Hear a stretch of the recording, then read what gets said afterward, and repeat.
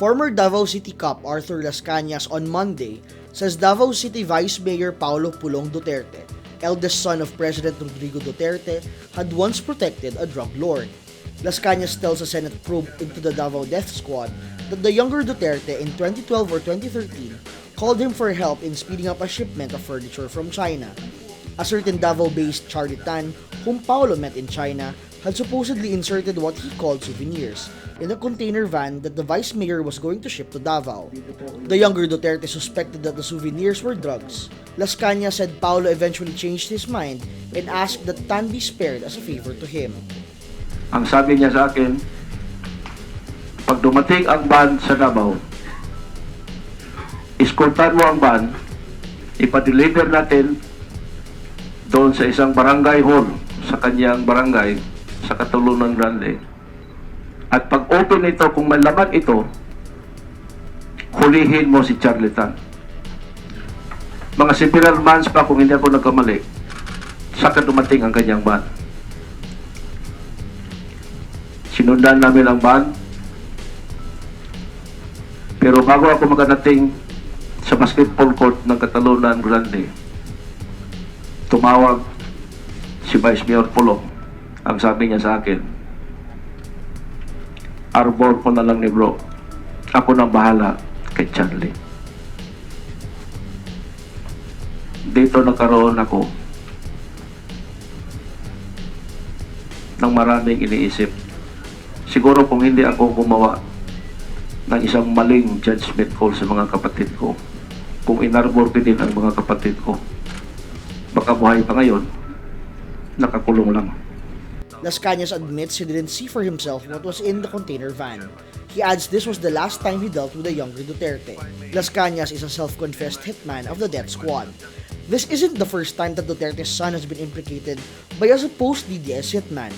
Edgard Matobato, the first among them to come out publicly, said Paolo had tapped the DDS to eliminate personal enemies.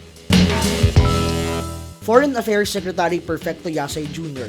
admits Monday that he owned an American passport, days after saying under oath that he never did. In a television interview, Yasay says, quote, "I had an American passport, but that has already been returned together with my naturalization certificate." The statement shows that Yasay, who is facing possible perjury charges over citizenship, lied about his American passport when Rappler asked him about it in 2016, and when the Commission on Appointments grilled him about it this year. Yasay denied owning an American passport in 2016 when asked by Rappler. Did you ever own a U.S. passport? I did not sir? own a U.S. passport, alright? 3 months later, the CA asked Yasay if he ever owned a U.S. passport. Yes, as far as I know, personal knowledge, I never held any American passport. Alleged pork barrel scam mastermind Janet Napoles accuses Senator Leila de Lima of extorting money from her in 2013 over the serious illegal detention case that eventually got Napoles jailed. Napoles on Monday attends her pre-trial for graft and plunder charges at the Sandigan Bayan, where she questions the reopening of the case against her. She says, quote, "No illegal detention happened. It was just a case of extortion because the DOJ already dismissed the charges against me."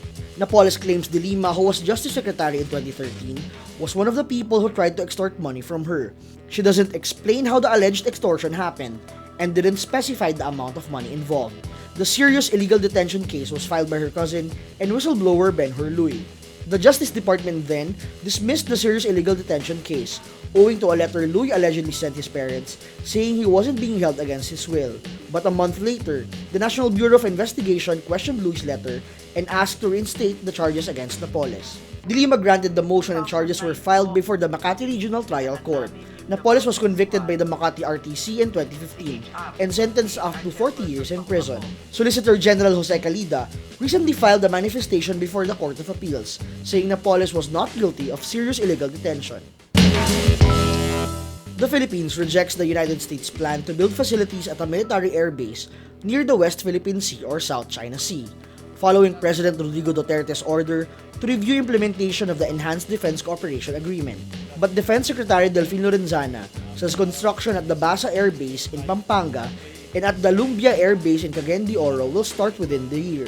The Basa Air Base is considerably near the disputed Scarborough Shoal or Panatag Shoal, located off the coast of Zambales Province. The Lumbia Air Base is near a known lair of local terrorists in central Mindanao. Lorenzana doesn't explain why plans for Bautista Air Base in Palawan were called off. Duterte had repeatedly threatened to cancel the EDCA, but his advisors appear to have persuaded him to enforce it. The EDCA allows the US to construct facilities inside Philippine military bases. The US State Department again tags the Philippines as a major money laundering site.